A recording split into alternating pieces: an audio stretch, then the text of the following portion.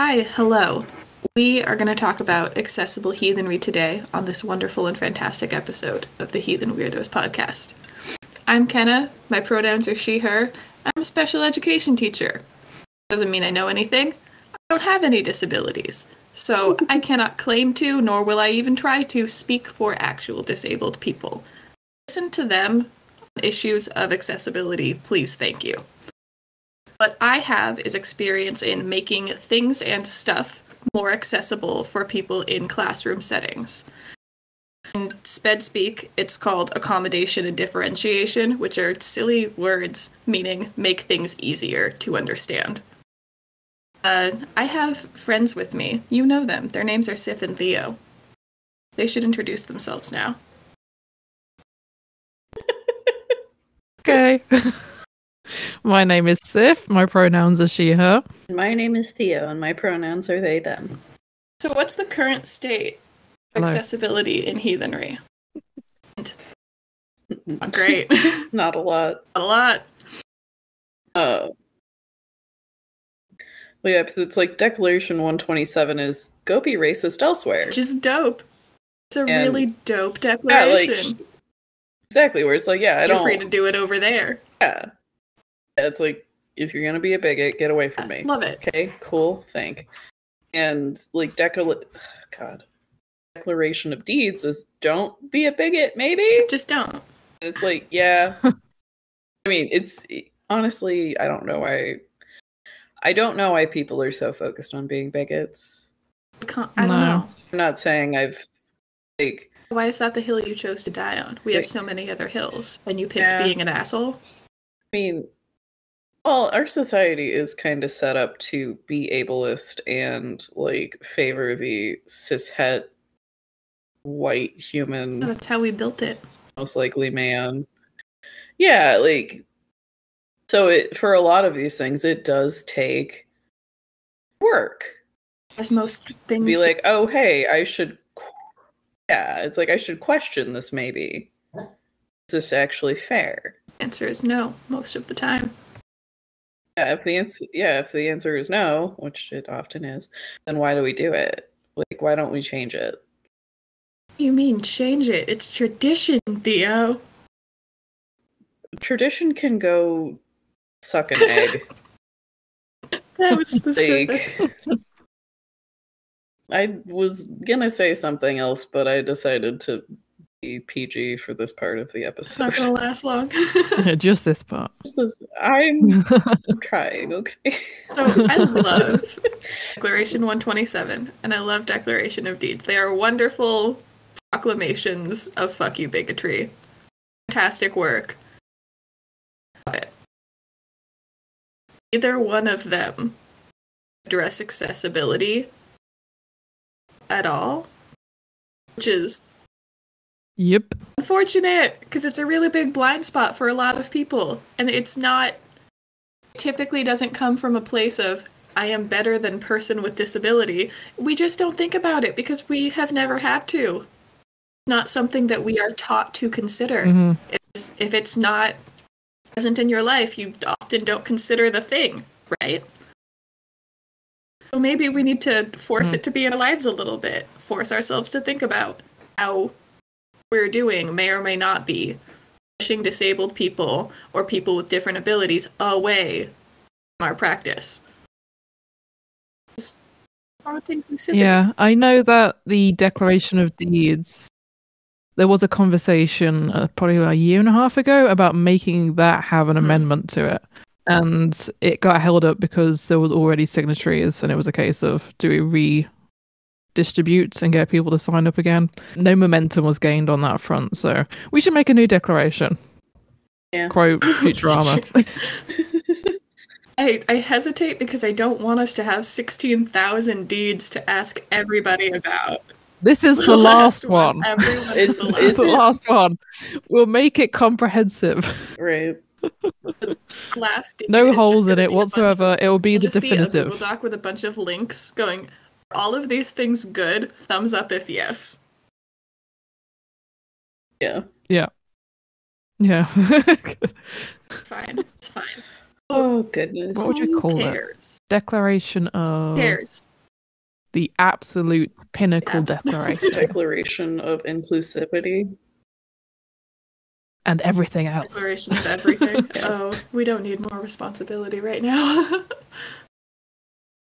What we're going to do is we're just going to make this so commonplace that it's going to be more controversial if you don't inherently, through your actions, show that you are on the same page. No deed, just action. Yes. Just show me. Who cares? Why are we talking about this? Yeah. I care. Disabled people care. People who have historically not have had access to do the religious things, they care. Probably care. People care. Religion is supposed to be for everyone. Correct. Like, so yeah, it's Inclusivity in my heathenry. More likely than you think. but yeah, How dare.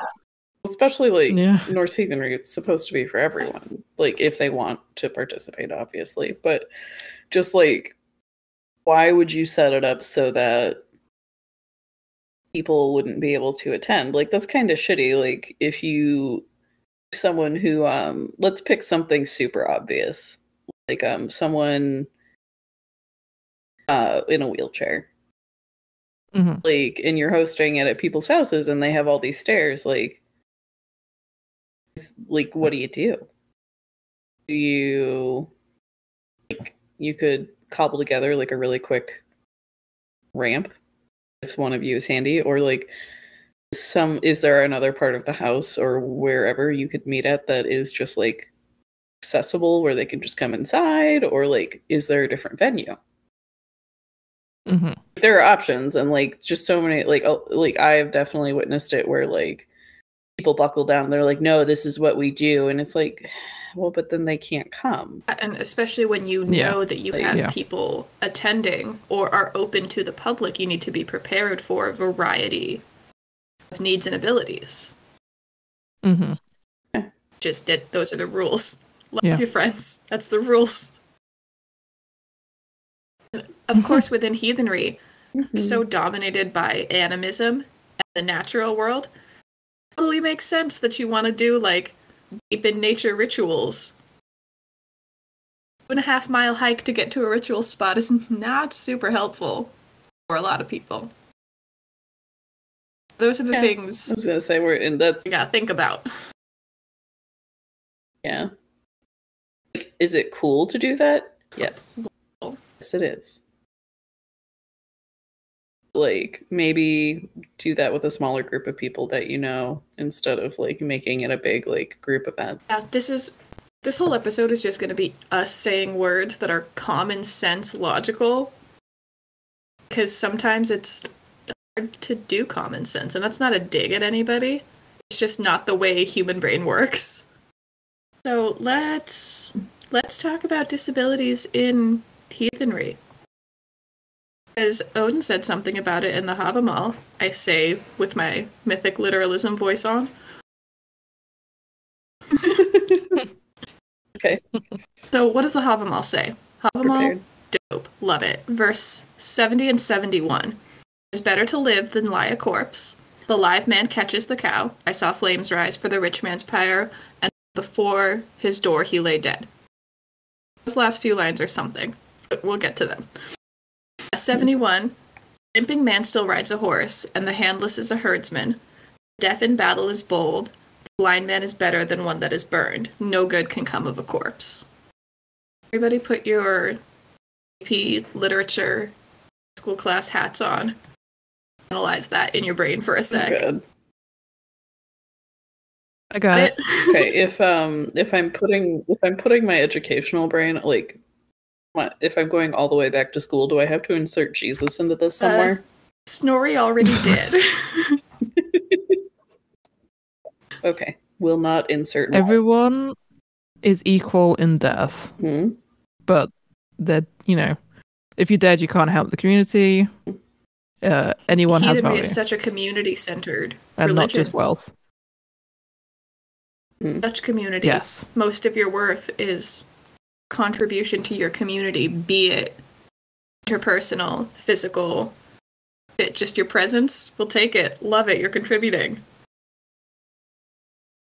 I mean, yeah, I was going to say it's that, and also it's like, no, there's always something that anyone can do. Which is, I catch this before we go too far, which is not to say you must be useful to be valuable in your society. Oh, yeah. Is to say you're better off alive than dead, because when you are alive, you are a part of your society. Mm-hmm. That's the key point. It's a good distinction. The original translation of the verses that I grabbed, I replaced the words lame with limping man. I looked at a few other translations. The word lame doesn't communicate anything. It was historically kind of an ableist insult that we have kind of pushed and molded into something much less. So I replaced that. Whenever I hear the word... Well, I was going to say, whenever I hear the word lame, I think of horses. Right? And that's what it was supposed to communicate. It was used for people, too. Mm-hmm. Then the 80s came along, and we were like, no, lame just means boring and bad. I mean, a lame horse is a bad thing. It's true. You do want your horses to be functional. I'm disagreeing with the phrase lame. I'm not...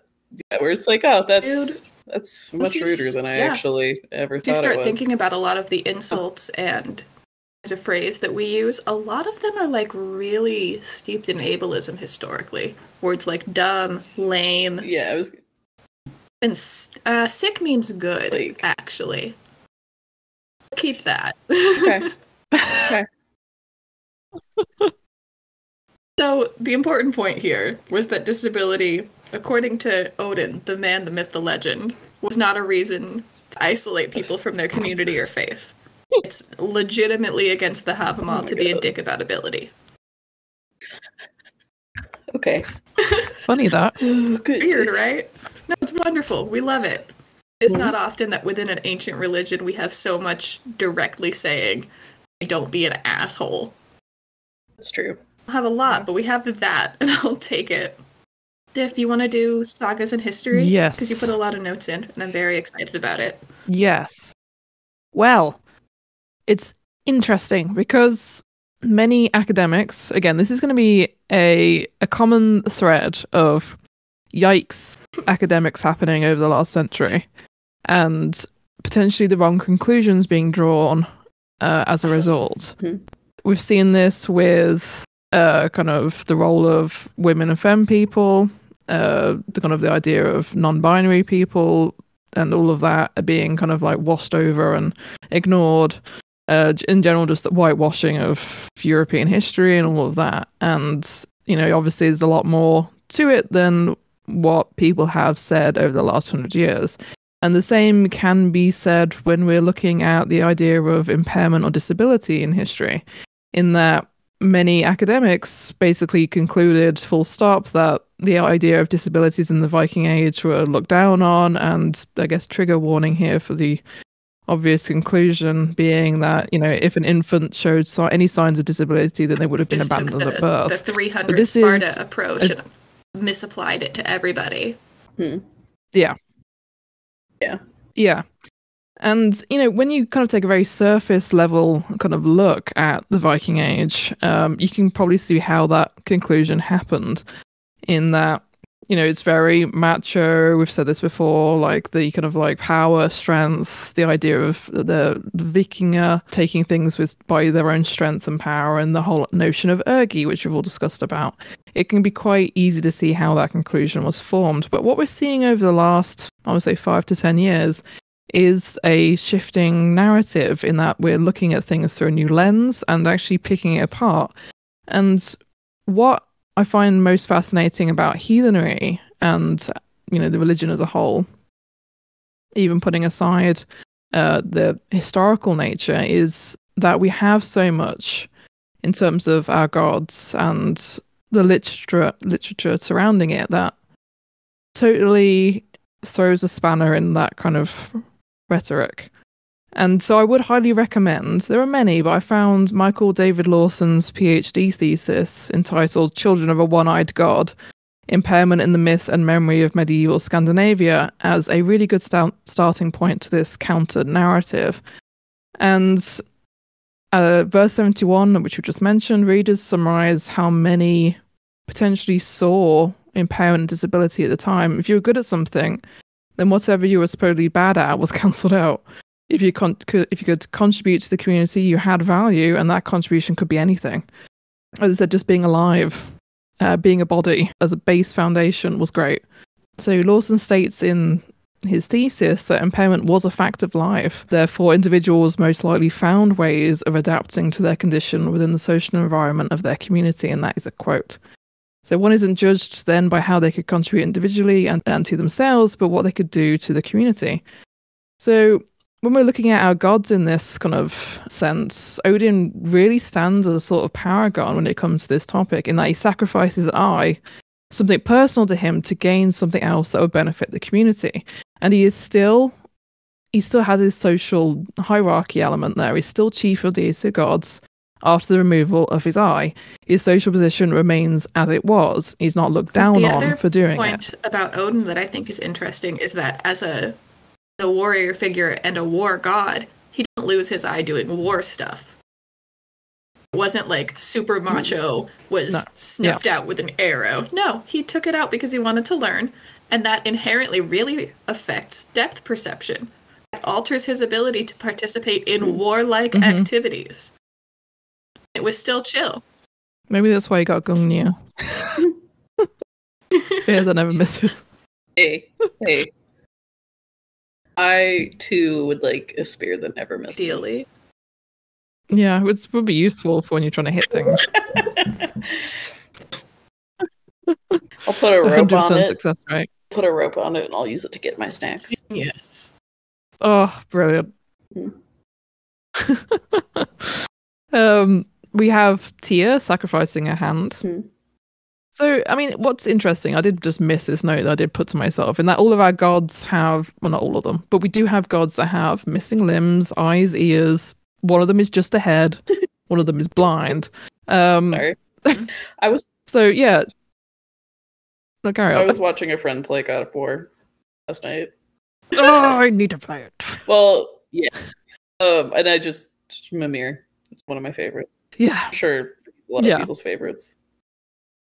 Yeah, Mimir in that game and that series is fantastic. I also can't imagine life just bouncing off Kratos' ass. I don't know, man. Sounds pretty ideal. It's Bills.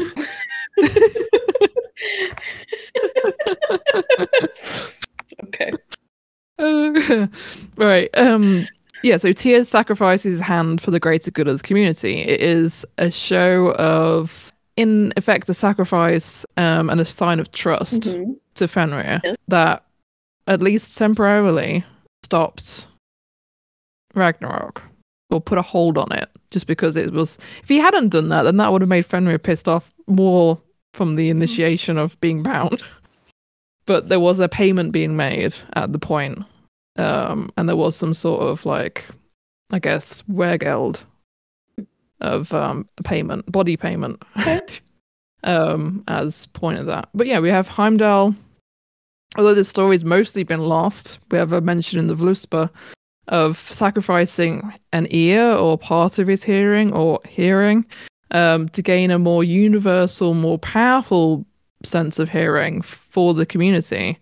So again, we're seeing this repeated notion of benefiting the community rather than the individual, giving something up on an individual basis to benefit the larger. On that idea, it's interesting to say that their disabilities or their impairments are a result of what they're giving up. Remember, we don't do the mythic literalism. These are stories people have created to explain phenomena that they understood. So while we're talking about the gods giving something up, losing an ability, it is not often that a human being will give up access to their hand or give up their visual ability. That is something that will simply happen. Like I mentioned earlier, impairment is a fact of life. Impairment is not less valuable, and it's not bad because you didn't choose to give it up. No, yeah. I'm only pointing that out because I talk to kids about disabilities literally all the time, and they like to take things really personally. So it's a fun game we play. No, yeah. the point being that the gods have these impairments, not necessarily if we're putting aside the kind of the leveling up sort of idea at the foundational level, they're not, they have these impairments and disabilities. So also in that thesis, Lawson makes a rather keen observation of Mjolnir's creation, and that the gods themselves prized function over form, in that with Mjolnir, the handle was created too short so that it could only be wielded in one hand, but it is still one of, if not the most prized possessions of the gods. So it was a case of, the handle was supposed to be longer, and it was seen as this is a negative that the handle's shorter, but it was seen as no less valuable, despite the fact you could only hold it in one hand. And it's kind of like a minor point, but I thought that was quite a keen observation. And then we have Hodor, who remains perpetually fascinating in this sort of discussion, because as far as we were aware, he was born with being blind. He was born with this impairment. And there's no sign, again, from what we have, that he was treated any differently because of it. So again, it's all layers of just really interesting kind of like discussion around this area, especially within heathenry, in that we have gods that have sacrificed parts of themselves or were born with disability and are still gods. So there we go. There are some mentions in the sagas. I want to say Egil in Egil's saga has an unusually shaped head, or was a large head, something like that. And I believe he goes blind, if I'm remembering rightly, in a later. I've seen references to Njal in Njal's saga, development of disability there. Mm-hmm. And we have the classic Ivar the Boneless. Yeah. There was something happening there. Yep. It's hard to know specifically what these different historical figures and saga characters were actually experiencing, because the words that we have and the names that we have for these things are the same. A shit in Old Norse that doesn't translate real well. We're just working off the title of Boneless here and trying to figure it out, but yeah. But yeah, so I think the discussion of accessibility in heathenry is particularly poignant when we consider the framework on which we worship and the beings that we worship. So yeah, it just boggles my mind. I know I keep saying this when we come to this sort of thing, that we have the people, certain individuals in heathenry that see this as like strength and only strength, and it's an individual strength, and it's all about power. It's like, well, no, that's just not. No. If you couldn't contribute to the community, that's where your value lied. Yeah, you haven't read the Eddas without telling me you haven't read the Eddas. Yeah. Oh dear. Anyway, I'll stop talking now. We can continue on. So how do we do inclusivity and accessibility?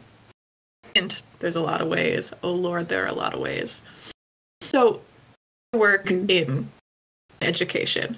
And in education, kids have to qualify to receive assistance. There's a whole process that we have to go through to make sure that kids are getting exactly what they need. There are a lot of different categories under which kids can qualify for different reasons. Some of them are physical disabilities. Some of them are emotional disabilities. We've got health impairments where ADHD and things like depression and anxiety fall under. That, in my world, accessibility can literally be anything from highlighters to audiobooks to wheelchair ramps to Braille. His needs are so varied. Literally anything that helps is considered a tool for and of accessibility. So, a couple things that I thought of. Theo, do you have thoughts? Oh, no, I'm just agreeing with you. I have one thought. You do? Just while I have a thought, it just entered my brain. Okay. Quickly, we must capture the thought. Mm-hmm. Just what I think about it. You know how you said about like anxiety and all of that. One way that I and have seen others do is like in like Sumbul, when you're supposed to go round with the mead horn or whatever receptacle of alcohol or non-alcoholic beverage you have, and you're supposed to like declare like hail to the gods, the ancestors, and whatnot. I mean, one way we go around it if you have social anxiety is just there is no pressure to say anything. You can just sip and move on. There you go. That's just one idea. I'm throwing it out there. I mean, honestly, like, and I'll say this quick if you don't mind. Like, what Kenna's saying is extremely valid, and like it is very good. If you're not in like a professional setting like that, just listen. People. Super easy. Like if someone's like, if you're like, I want everyone to get up and say something, and someone's like, I literally cannot do that in process without having a panic attack, then don't be like, well, then you can't participate. We're not going to pull a Kanye West and yell at people to stand up in their concert when they can't. We're not doing that. Yeah, like just listen. Take the time to listen and try to be understanding. Like if someone is asking for something reasonable, okay. Like if it's unreasonable, if they're like, I want to bring my tiger to this event or something like that, and you'd be like, what? Why? But anyways, yeah, like I obviously picked something a bit hyperbolic. Sure that's happened, but like very right. Listen. But anyway, sorry, can I go on? Listening is the best tool of accessibility, because I'm going to tell you from experience, it takes a whole hell of a lot to get people to a point. This is something that I've seen with my kiddos. I work with like up to 6th graders now, and I worked with high schoolers last year. It takes a whole hell of a lot of pressure to get them to ask for what they need. Half of my job is teaching them how to ask for what they need. By the time that somebody has figured out, especially if they're younger, that they need something and built up the confidence and courage to ask for it, you better fucking listen or I'm going to show up under your bed. I need you to listen to people. It's just the rules. Well, that's like... right? Well, that's like... Okay, first off, Kenna, you're turning yourself into some kind of urban legend, and I fully Wonderful, support perfect, you. fear me. Second off... Second off, like, I said this earlier, but that was before we officially started the episode. But, like, so for me, learning to read in a standard American classroom setting was, like, impossible. Excuse me, Jesus. Was impossible. But post-surgery, I don't know what my body's doing anymore, okay? But, like, in classroom learning in a U.S. education system was very difficult for me anyways.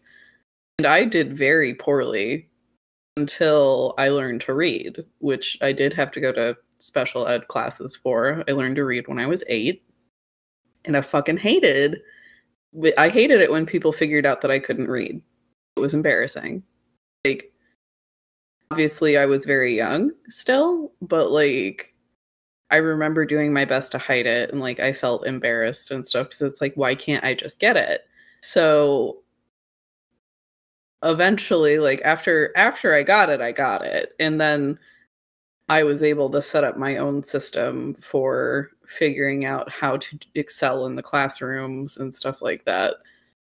But that's just the thing, is like Kenna's saying, like, I did not want to ask for help. I didn't want help. I just wanted it to happen. Like, it was for everyone else, or at least that's what it seemed like. Kind of thing. No, it's hard. And, like, it is. Like, so just some, like, I don't know. I guess what I'm saying is, like, I'm agreeing with Kenna. Like, it's, if someone's actually trying to talk to you about something, like, it took them a lot to get to that point, most likely. And just, like, give him a little bit of time to talk to you and explain things. Some respect. Frith? We're calling that Frith? At least Griff. I'm using heathen terms. Be grithful. Grithful and frithful. Yeah. I really would like that to be a holiday themed something somewhere. Full and frithful. It sounds very merry. Well, Kenna, we have power. Right. We have shirts. We have power. Okay. Clearly excelling. I only have 2 more weeks until Christmas break. Yes. I'm only barely a person. Yeah. I support you. So I put together some examples of things. Now, if I were teaching heathenry in a special education classroom, these are the things that I would worry about. That's what this list is. Reading our sources sucks. It's not fun. Yeah. All of our translations are from, like, early 1900s. It's barely English. Lord, it's difficult to follow. No matter what. Especially because... No, keep talking. I was gonna say, especially because, like, the old shit was written in poetic verse. A whole nother language that has words that don't translate. And also, what the fuck is a marriage bed horse? Oh god, marriage bed horse. Like, why? Why are you like this? Like, they were being crude. I know they were. They should be. Bless their hearts. Okay, sorry. Please go on, Kenna. Horses are hard. And this is on the list because I work with kids who have a lot of trouble reading. Reading in English is hard enough. Mm. So reading in old-ass English, miserable. Not a great time. No matter what, you're going to end up looking at multiple sources. So if I had to assign this to my kiddos or my high schoolers, we're finding a video source, finding an audio source, we're finding an audio source that matches up with a physical copy that we have, either on paper or in a PDF. Using highlighters. We are making notes. We're doing everything we can to help ourselves understand what's going on. Highlighters are a magical tool. Or, gotta have at least like 5 colors. Connect different dots. My kids did it a lot with ethos, pathos, and logos. Yeah. Which is great. Oh, yeah. So, videos and online content. God bless them. We've got Ocean, we've got Wolf, we've got the friggin' heathens, we've got the heathen bitches, we've got the Everglades Ergi. They all make shit more accessible and understandable. I already said that, but I wrote the note down here. The ideal setup for a lot of people, I'm thinking specifically about my teenagers last year, is the written source next to an audio source. You basically want to, like, no fear Shakespeare it. Yes, everybody know I love no fear Shakespeare. That's what we want. We want multiple sources saying the same thing in different ways. It's fantastic. Of course, writing, reading, and hearing is all going to reinforce the same idea and make it easier to digest and commit to memory. PDFs are cool. There are Google Chrome extensions that make it possible to, like, left-click highlight and read the text out loud. A little robotic. She does the job if reading on a screen or reading in general is difficult without an audio scaffold. Tried to look for audiobooks of the Eddas and stuff. Lord Internet, you make it really hard. Not super happy with you right now. Heathen Wyrdos Gold 2023. Get Kenna her own internet connection. Yeah. I think the Everglades Ergi has read readings of Saga or 2. I hope I'm remembering that right. I'm going to go check right now. Because that's super helpful also. It is the name of the person who does that, and she is fantastic. Yes, that is. Thank you. Yes, I see readings. I see the Saga of Dun the Black and all sorts of things and stuff. Fantastic. Love them. Awesome. As someone who, as Kenna was saying, like, if I'm reading sources, or, well, our sources, blur, whatever, I think I already, like, have mentioned this at least once before, but, like, I'm someone who has trouble getting into some of the sources because I'm just like, my brain, why are you making noise? I muted that bitch. Anyways, so as someone who has trouble deep diving into our sources sometimes because While a lot of them are great, some of them can get real dry. Yeah. Mhm. Like, I have definitely, like, read along while listening to Glade read it and stuff like that, and that's really helped me a lot. And stuff Mhm. like that. That's all I had. Yeah, Glade's wonderful. If you are involved with any local groups that are dedicated to spiritual practice and stuff, be the voice of accessibility. Ask your leaders if spaces that they're choosing are accessible, what accessibility needs we might have to plan for, especially if you're part of the planning team. You want to be thinking about, as you plan, what accommodations might need to be made to make sure that everybody has opportunity to participate. And again, that's a huge range. It can range from planning to use or offer the use of non-alcoholic beverages, because part of accessibility is welcoming people who do not drink alcohol. And it can be up to things as important as keeping your location accessible to people in wheelchairs or who are using canes or have mobility aids. Depends on what your environment is and who you know to be participating. Can I add something to that point? Please. So I don't know how many people are familiar with NaNoWriMo, which is National Novel Writing Month. Anyways, so I used to be one of the people in my city that headed it and like held events and stuff like that. We did not get paid for it at all. And like we were not given a budget to host events. Like our job was to volunteer and go find shit for free or out of our own pocket, which, you know, we're writing.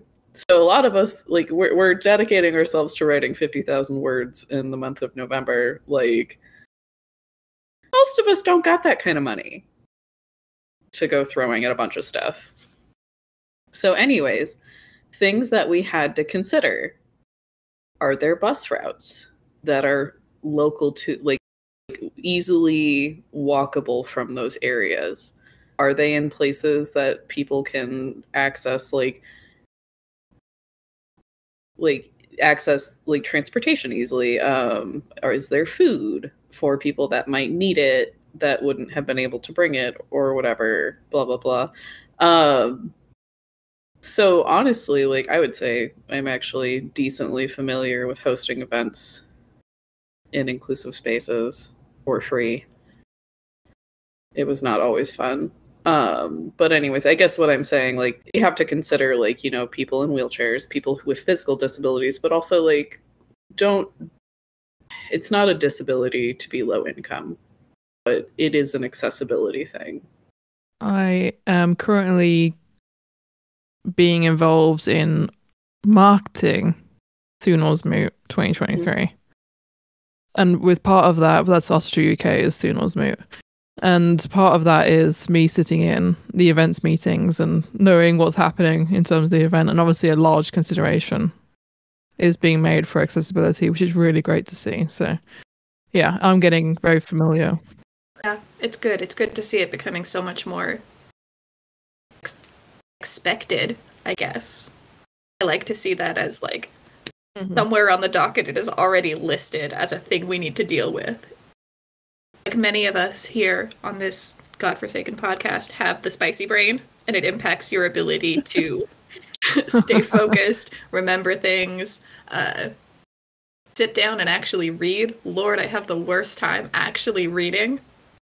Season number 674. I need to see a fucking doctor about this. Shh. Don't call us all out right now, Kenna. I hate this. I hated typing it. I hate saying it. Planners goddamn work. Brain. I hate how well planners work.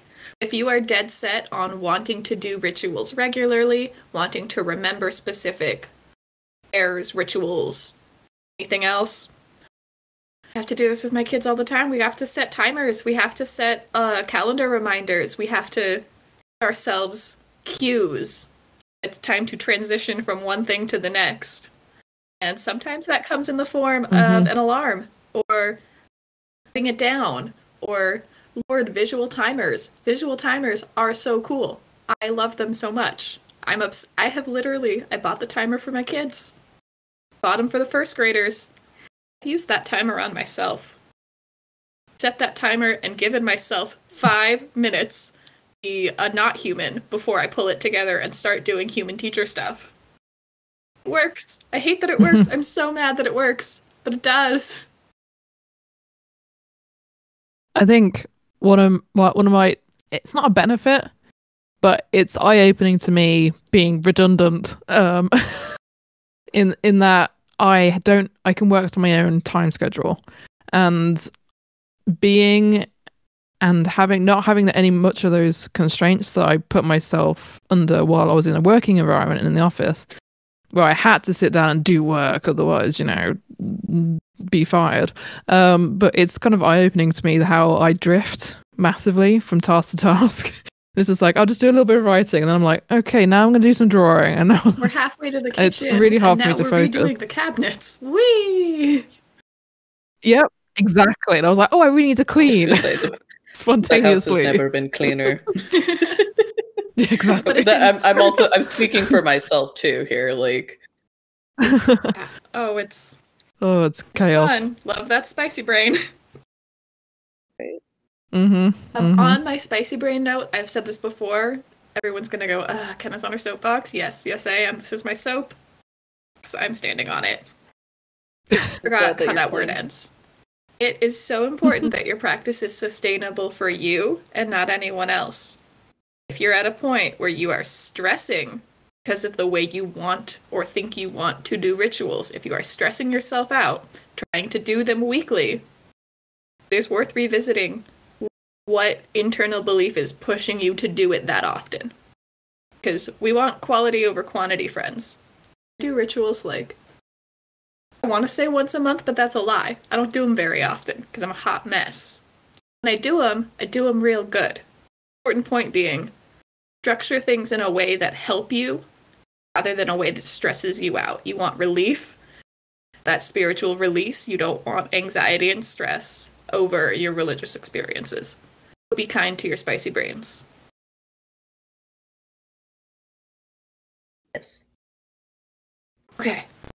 Millie agrees. Thank you, Millie. I love that. So I tried to find accessibility tools within vegan stuff. There's not a lot out there because the world is not great. Not a lot. So do not be ashamed or discouraged from making shit work. Create the tools you need to do the things. You need big-ass tarot cards with big, easy-to-read imagery. I encourage you to make that shit happen. The thrift store. Grab those ABC flashcards that they use with kindergartners. Paint right over them. I think that wood-carved runes work really well for visual impairments because if they're carved, you have that physical feeling. It's not going to work, be systematic like Braille would be, but it's still something textural that can help cue you. Well, even something you can do, and again, if you don't have a ton of money and you're really wanting to start and you want to save for something like that, bigger, get some quarters, paint them, Sharpie them, whatever, and go to Walmart and get some of that fabric glue that goes on in a ridge, just draw on them. Puffy paint. Yeah, puffy paint. You might have to redo it. That's okay. Honestly, if you have to redo it or if you're doing them yourself, you're probably going to remember it better. This is true. But yeah, just do. Oh my god, you could use glitter. You could use glitter. Anyways, environmentally friendly. Ideally, sure. Yes. But yeah, so it's do what works for you.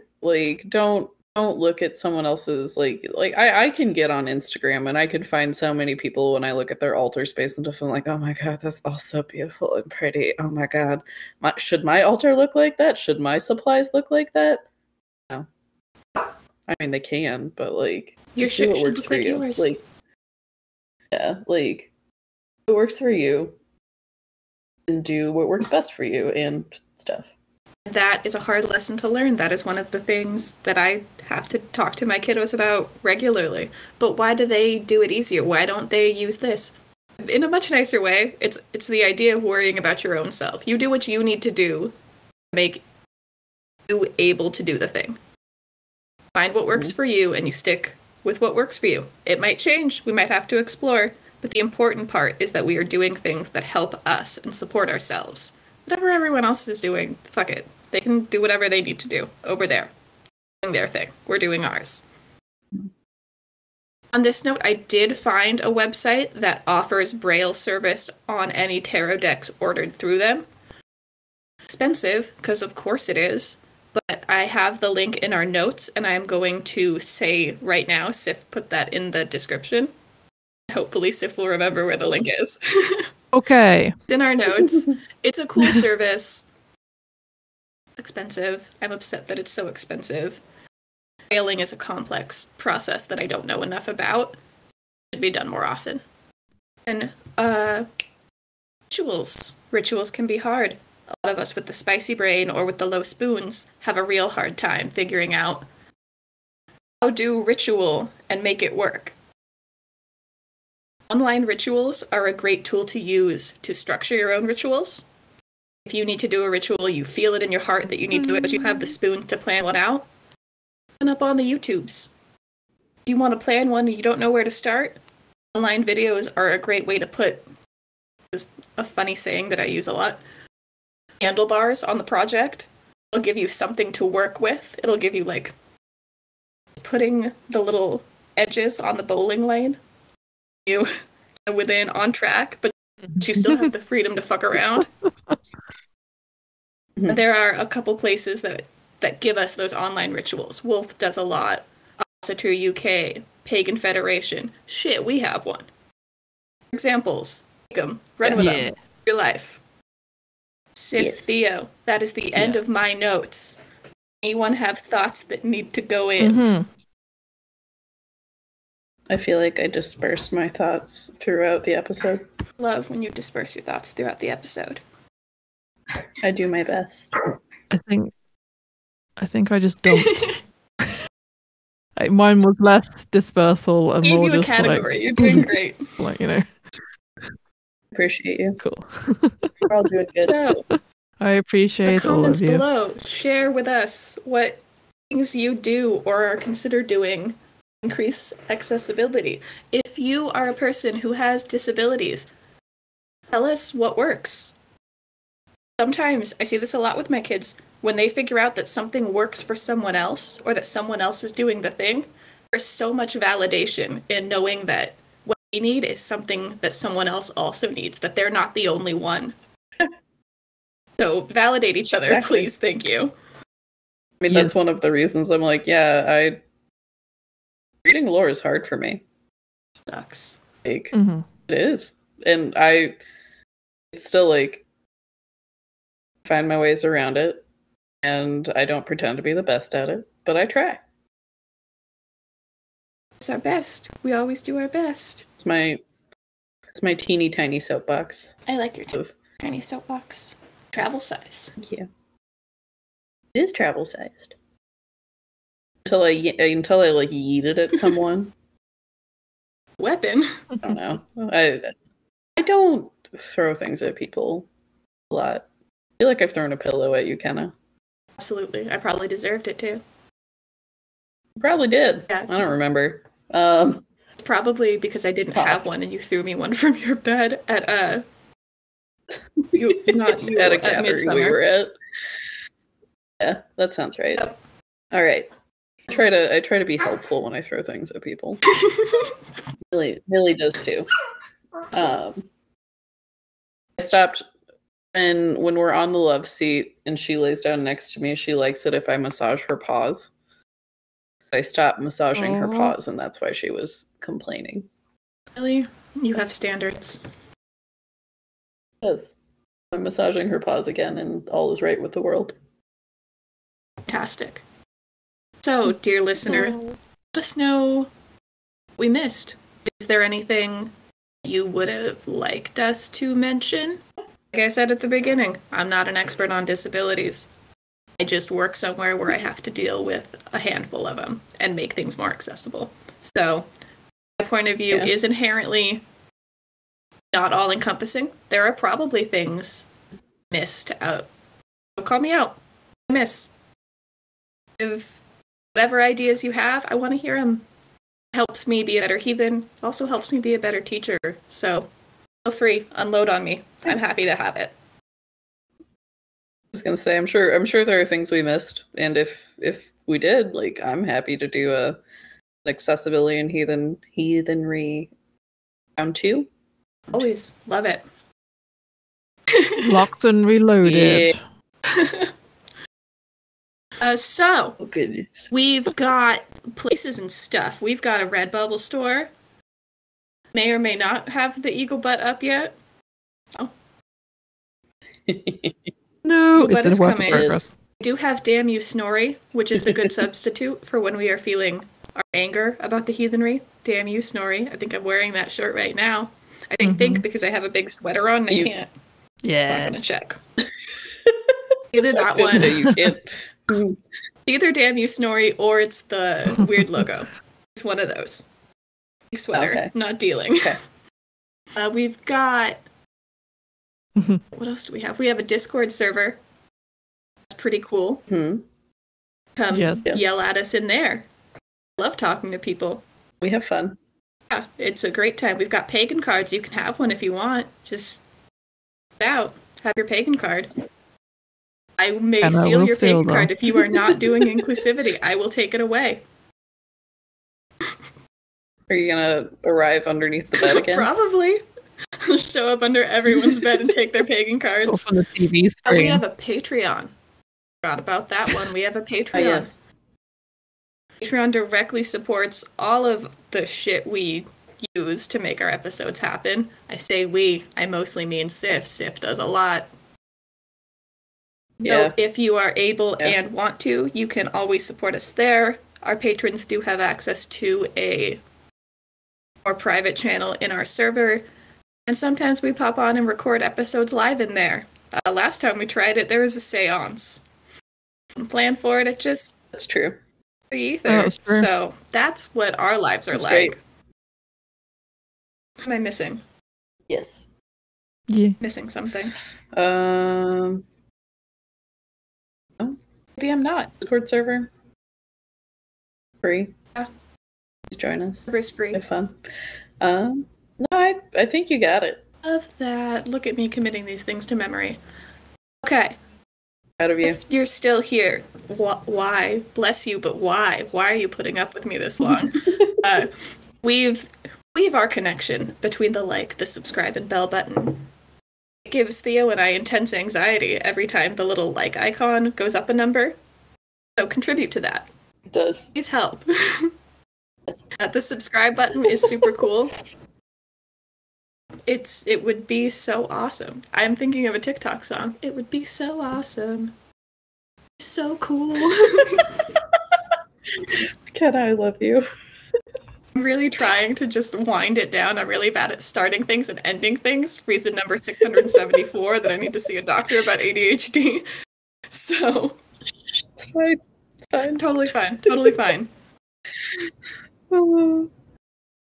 I'm in Photoshop at the moment, doing a really good job of making Samara from the Ring like Kenna. Yes. Coming for the pagan cards. Yes. I think that's our episode. I think so too. We did that. Stayed on topic for about an hour. Yeah, we did things. We did.